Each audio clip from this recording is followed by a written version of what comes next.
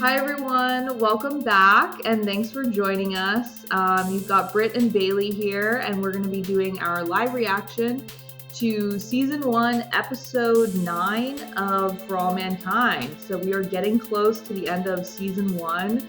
Expecting things to heat up in this episode for sure. The last couple have been a bit of an emotional roller coaster, so hopefully a little bit less of that, although I think probably we'll still have more. They're gonna throw something our way. Usually it doesn't go down for the finale, right? Like it just continues to amp up. I need a win.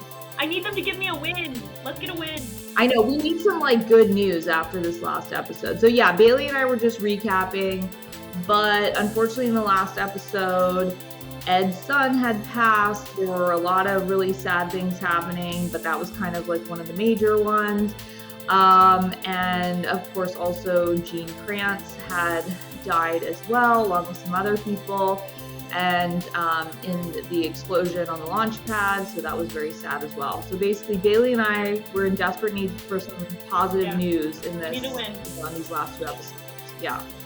All right, so anyway, yeah, Bailey, anything else you want to say? Thanks for joining tonight. Always. I'm always excited. Let's just dive in and see what happens. Will you look at that sunrise? Oh. No. I need to see that in my life. Oh my gosh. That's got to be amazing. Go for TLA. He's got the best seat in the house. To my friend, she loves He's trying to protect his daughter because he doesn't want them to come after her. Just for souvenirs. Oh my god. This is not cool. I don't like this guy. Oh god. Oh and no. Look who's coming up. They can't communicate. No, they can't. So this is an interesting thing, right? Oh my god. Like, I feel like people need to think about this more. It's like miscommunications that can happen in space between like different. Yeah, because they're not on the same channel. Like they can't right. just be like, hey, how's it going? Like, yeah. So it's like, how do we do a better job of that so there isn't so much miscommunication? Get him away from that booster. It's still armed. Oh no. No! Oh my god. Are they all going to the moon now? We're working on a trace. Also, I like how everyone's being really calm right now. No, I would not be calm. No, I'd be like... I'd be like, they seem to be waiting a lot more. Also, Molly right now. Like, literally, Bailey, is that not your worst nightmare? Just like free-floating in space and drifting away? I feel like I have nightmares about this. You would either starve or suffocate in your suit first. Yeah. I think you wouldn't starve, you would be dehydrated, but you'd probably suffocate in your suit when your oxygen ran out. Yeah. Forget it, Stevens. I'm not losing my ship because you want to play hero. Yeah, well, it's not your ship until you come back aboard, Cobb. Gordo may be one crazy son of a but he knows this spacecraft better than anybody. So you put him back on. Now. Oh, I love it. I love this, like Tracy and Gordo just like... Power! Yeah, I love it. And like, I feel like this is great for Gordo too, because it helps him like rebuild. But also, you can't go against orders like that, right? Like. Yeah, I know. I think that's a big issue with the astronauts is they feel they have to be heroic, right? Yeah. And sometimes you just can't save someone. We have these movies where like it all works out, but like. Yeah, but that's not real life. Guido and Co. Anything on Apollo 24. So I'm so nervous right now, Bailey. 2 minutes late. Still nothing from their comms. It's a good thing we don't have contact with 24 right now because I'm freaking out about this thing. I can't focus on another. Yeah, true. It's like, oh my gosh. One problem at a time, man. Ooh, I mean, this is really high stakes right now. Please tell me you have her, Dennis. This is why we need to fix the fuel issue. Yeah, it would be nice if they were like, oh, it's okay, we'll get fuel on like the next round. Yeah, no big deal. Yeah. Nuclear power, let's go, guys. Fuel at this point is still the name of the game here, and it is not good to be at 19%. Although, to be fair, I definitely squeaked to the gas station at 0, so maybe this is something like that. Like. Yeah, exactly. Just keep the motor running, let the fumes go. Downhill, let's put it in neutral, guys. It'll be fine. I'm sure NASA's real conservative about that safety light going on, you know? Free. Ooh. Oh my god, that image.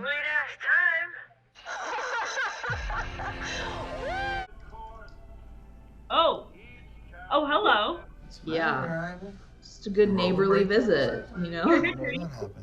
Fun fact about the eclipse of this, I'm thinking about while we go through all this, you're going to want to, when you do that, because they have limited resources, there's got to be some way to keep the air in, like, in a bag or something, or put it in a tank, to then go back in, so you're not just putting it out into the atmosphere. So I'm curious how they did that.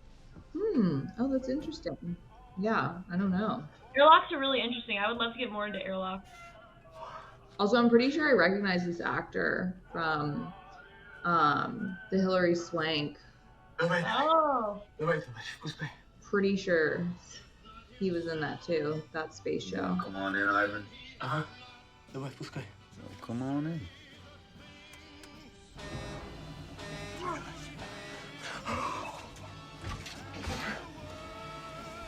What is he doing? I know.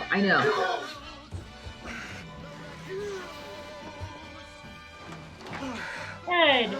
Oh no, Ed crossed the line, man. Ed is... He's cracked. He cracked. This is bad. Okay, so like, Ed is definitely like struggling right now, which is understandable because his son just died. But is he trying to kill this man right now? Yes. It certainly seems that way. So, okay, I feel like you know something I don't. So I don't like this. No, I mean, like, either way, whether he's trying, no matter what he's trying to do, this is like very much in violation of like international law, treaties, things like that. Like, it's also a murder. It's like an act of war, right? I mean, this is like really intense. And I feel like Ed did not think this through. I feel like he just like has it out for this. And it all boils down to, again, miscommunication, right? Because the son, right? He's still pissed about the son. He's still mad about that message he got. And it's like, you know, again, like now in hindsight, it's like, well, I mean, I guess, yeah, they could have been like spying, but also it could have come from maybe I'm just naive, but it could have come from a place of like, they truly found out about it from the press and then we're trying to send something as like a, you know, sorry to hear about that, but I don't know. Still no, like I know you think that it would be, my guess, just knowing the Cold War era, my guess is it probably wasn't necessarily friendly. Yeah. But that doesn't give you a right to let someone suffocate. Like, no. Right? No. Like, and again, I think it's important for people watching this to like understand, if you aren't familiar with like the Outer Space Treaty, like this is why we have international laws in place where like if another astronaut is in distress, you have a responsibility to assist them and, you know, definitely not to, you know, suffocate them in an airlock. Yeah. So it literally is like, it doesn't matter what's happening back on Earth, right? If there's, and it goes, actually, I think it was more written for when, like astronauts were coming back down to Earth, right? And you didn't know where they were going to land. It could be on, you know, enemy territory. It was basically to say, like, you know, if an American were to land on Russian territory, the Russians had to take care of the American and give the American back to America peacefully, right? Like that was the whole thing there. And vice versa, right? Like, and for any other country as well. But it definitely applies to this. I am like outraged. I am so mad at Ed right now. Like, I get he's going through stuff, but how can you do that? Like, it's awful. And then like just watching it, like, and this poor guy's like stuff. I was like rushing back to his suit, like. Yeah, no, it's like it's awful. And then like Ed's just like watching it. It's like very disturbing. It's very disturbing. And this is one thing we talked about earlier. Everybody has a breaking point. Everyone, the most stone cold person will have a breaking point. And for me, it is so much more important, rather than be like a Man of Steel and your breaking point is way far away and no one knows what it is kind of deal. Like, know what your breaking point is and be more like elastic and be able to bounce back from it, as opposed to not knowing when you're going to snap and then killing someone. Like, this is so important for this kind of stuff. Like, and this is the Wild West. This is basically the Wild West, but in space. And there's no, like, yes, we have our rules, but at the end of the day, these are two people far away from anyone that could make the rules count So you can do whatever you want. Like, you have to be a good person going into space, or else you're gonna end up killing someone like this. I am just like, whoo! This is like heavy. something very, very, like, it freaks me out. This genuinely freaks me out, because this is a very plausible thing that could happen in our future if we don't fix stuff, right? Like, yeah. No, I agree. And again, I mean, I think a big part of this is just like, again, I mean, not to like be a broken record, but it's really like miscommunication and like there being like this lack of understanding like what the other person's like, you know, sort of like motivations are or like what their kind of intentions are. And without knowing that, it's like really hard to read situations. But also, yeah, I mean, obviously Ed at this point has been in isolation on the moon by himself. Son died.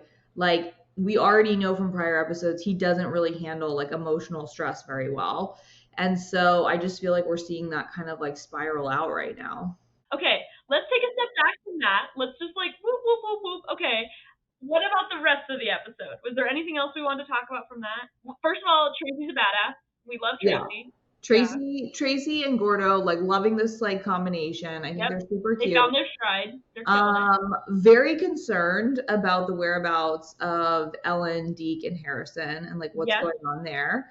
So yeah, that's scary. But obviously really glad that they were at least able to save Molly. But yeah, none of them are really like out of harm's way yet. So no, because we don't know if there's enough fuel for them to get back still, right? Right. So there's a lot of question marks. Watching this from an Eclipse perspective, it's totally changed my mind. Because I was like, you know, for me, I was like, like, I don't think the Eclipse system can handle, like, the life support system can handle, like, them just chilling until they get more fuel, right? Like, that was the whole point. So that's the thing. It's not like just because they're back together, they're safe. You know what I mean? Like, there's so many other, and it's not like, it's honestly, at the end of the day, the most precious thing in space is water and oxygen. Those are the two most precious things. And it's scary. That's not looking good. I am concerned about the father. I want to know what's in there. I know. That broke my heart. I hate that, because you know that part is more of like the dramatic effect of it all, right? That's not like this stress of space that could have happened in any TV show, basically. Yeah. Mm-hmm. And I hate it. I really hate that. Like, I hate that that's still a thing. I hate it so much. I also feel like so bad that he like part of the reason why he like doesn't have as strong of an alibi is because he's trying to protect his daughter, because he doesn't want her to get deported. So it's like the whole thing is just like so heartbreaking, and I'm like really scared to see what comes of that, because that doesn't look good either. Yeah. Well, I will say what he could have said is they weren't for anyone. He could just say, I like space. Like, I think that was a thing. Like, if you go back, people did keep sketches and stuff of rockets, like in the old notebooks and stuff. He could have just said it's for me. Yeah. That's a but really he was literally doing it to protect his daughter. Like, although, I mean, thinking on the spot like that and being like, that guy is like a fierce interrogator. So like, the fact he even thought to catch himself for his daughter was huge. Like, yeah, totally. Okay, so a lot happened. I gotta see what happens in this next one, because like, all right, I am outraged. Ed has crossed the line with Bailey. I don't know if that matters to him, but yeah. No, I know. God. Yeah, so everyone, thanks for joining us for this really intense episode. It was a real nail biter. Obviously, Bailey and I are pretty shook following the events of the last 2 minutes. But even like ahead of that, there was just so much drama. So anyway, we're really excited and also a bit anxious for like the season finale here. So we're going to jump right over to that. But thank you so much for joining us this week, and catch us next week for our reactions to the season finale of season 1 of For All Mankind, quickly becoming one of the most epic space shows of all time, I think. All right, thanks Bailey for joining. Bye guys. All right, bye.